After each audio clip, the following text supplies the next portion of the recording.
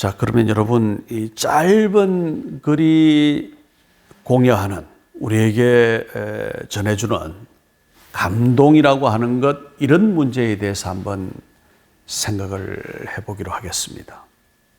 스마트 소설은 오늘날과 같은 정보 홍수 시대에 정확하고 감 있는 메시지를 전달할 수 있어야 합니다. 짧지만 난해하지 않고 반전의 구조와 감동의 유발이 함께 이루어져야 하는, 그러니까 쉬우면서도 어려운 글쓰기 유형이 바로 이 스마트 소설입니다. 그동안 전통적인 소설 창작 방법에서 단편 소설이나 꽁트가 누리고 있던 위상이 지속적으로 침해를 받는 것은 시대와 사회상의 변화 때문입니다. 여편 소설, 조금 전에 말씀을 드렸죠.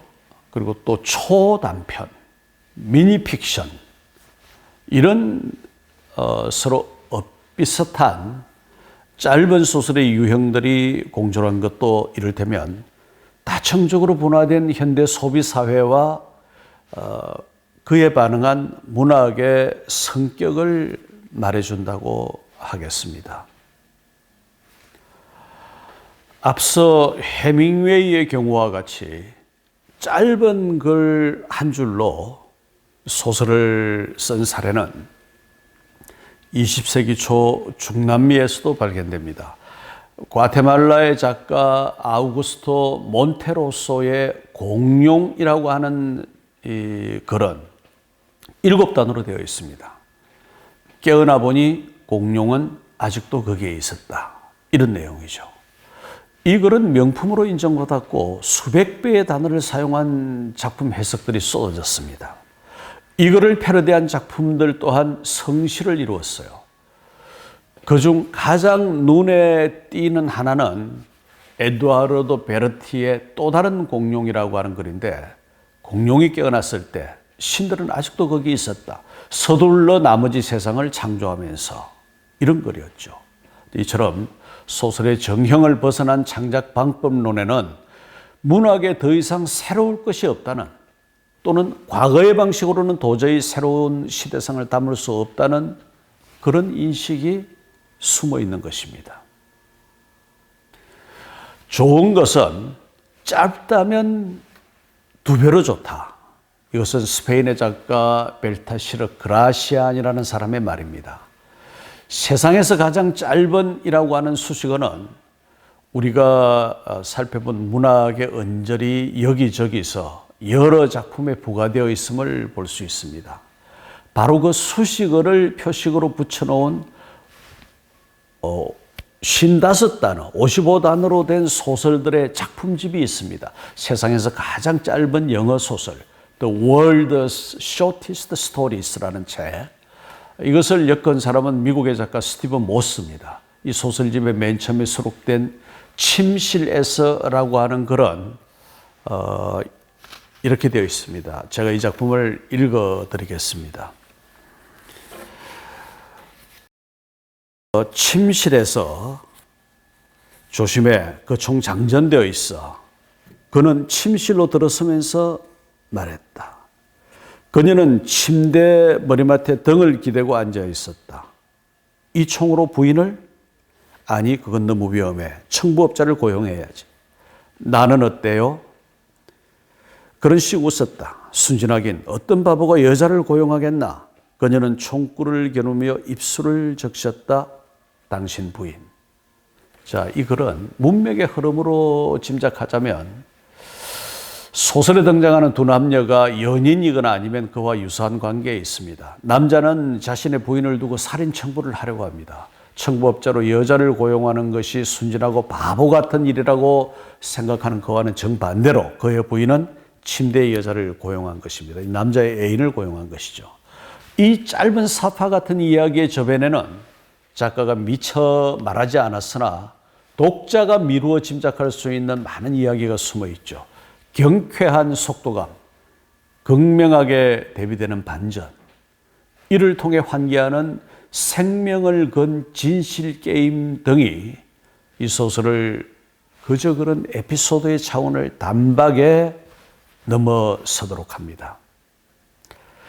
스티브 모스가 주창한 55단어, 55단어로 된 영어 스마트 소설, 미국 캘리포니아에서는 널리 알려져 있는데 한국에서는 그렇게 많이 알지는 못합니다.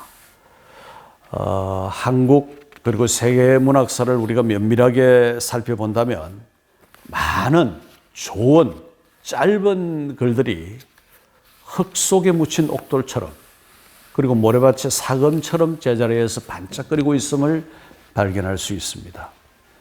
이 스티브 모스가 편찬한 세상에서 가장 짧은 영어 소설을 봐도 그렇습니다. 이 사람은 미국 캘리포니아에 거주하는 작가이고 매년 55단어 소설 쓰기 대회를 개최하는 뉴타임즈지의 편집자이고 공동 발행인입니다. 그런 캘리포니아에서 미국의 짧은 소설 쓰기 운동을 견인했습니다. 그가 소위 55단어 영어 소설의 규칙이라는 글을 책의 말미에 부과해 두었는데 그게 이렇게 써두었어요. 일본의 하이쿠나 미식 축구에서 쿼터백의 속임수는 간단해 보이지만 결코 쉽지 않다.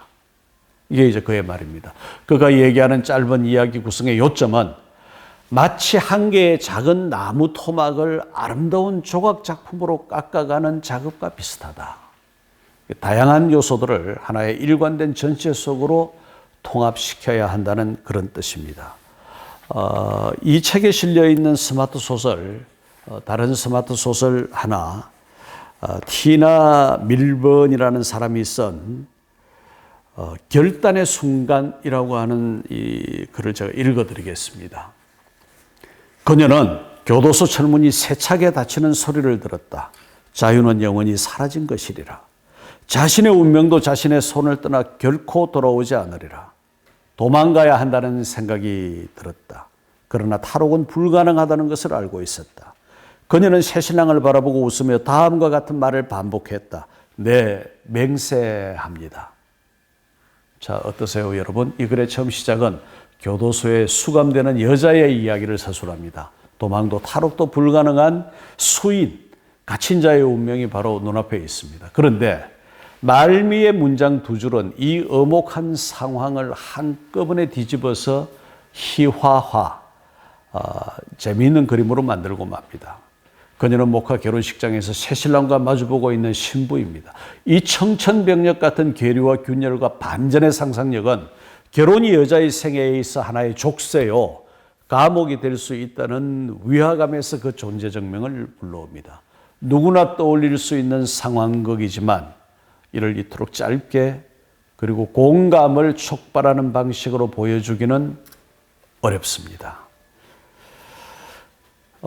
다른 이 짧은 글 하나를 읽어드리겠습니다. 빌 홀톤이라고 하는 사람, 해리의 사랑이라고 하는 글입니다. 빌 홀톤의 해리의 사랑.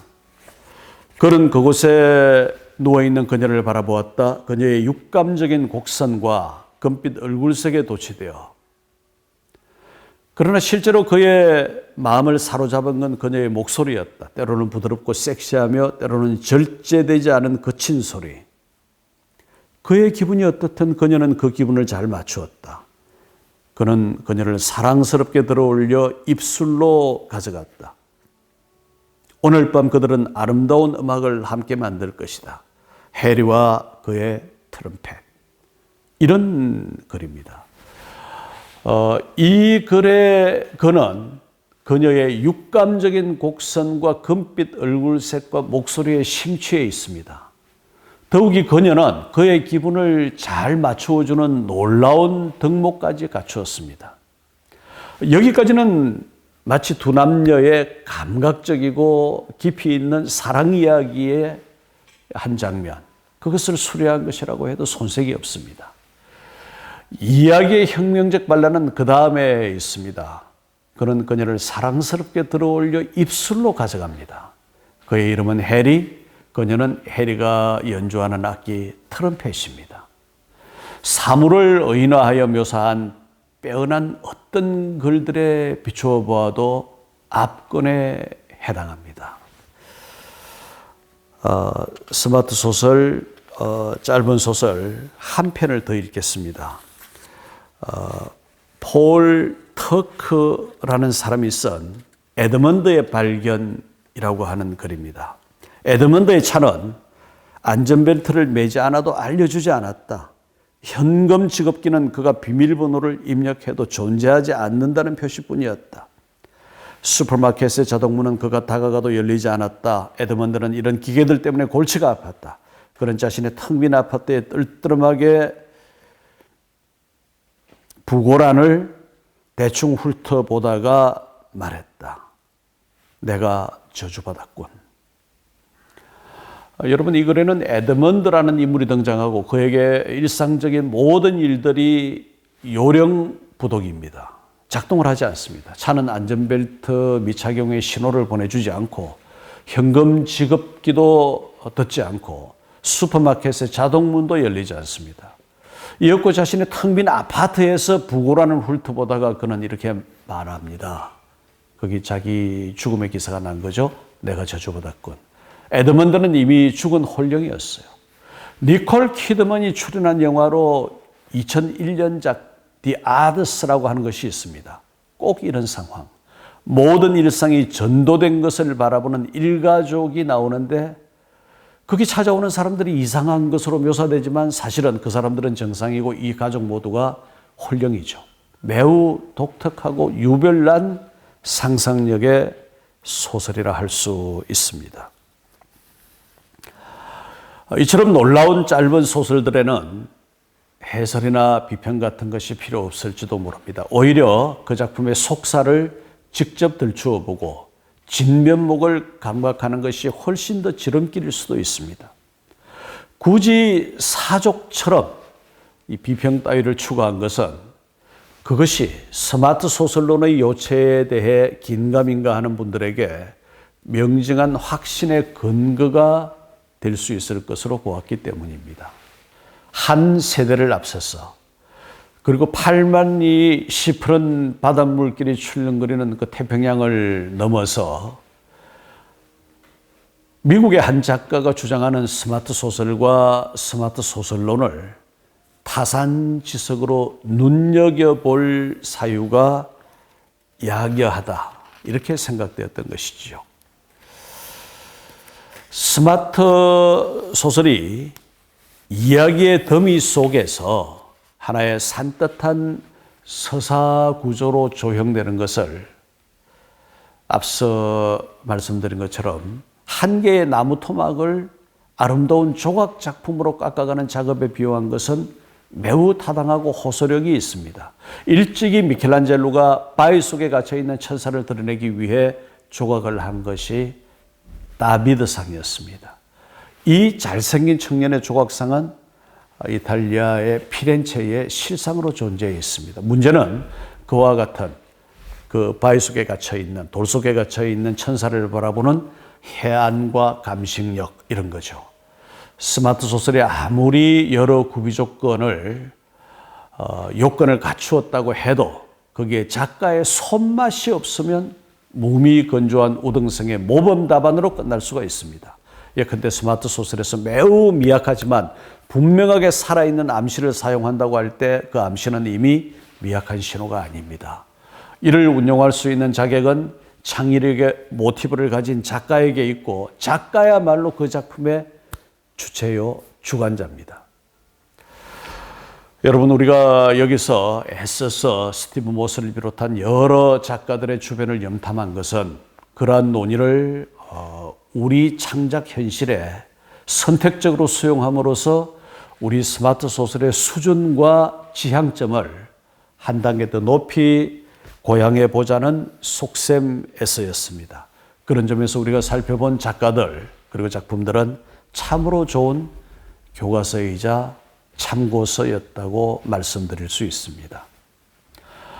오늘 얘기는 조금 길었습니다만 우리 문학마실은 계속해서 여러분들과 함께 문학 속에 숨어 있는 뜻있는 이야기들을 함께 나누어 가도록 하겠습니다. 여러분 대단히 감사합니다.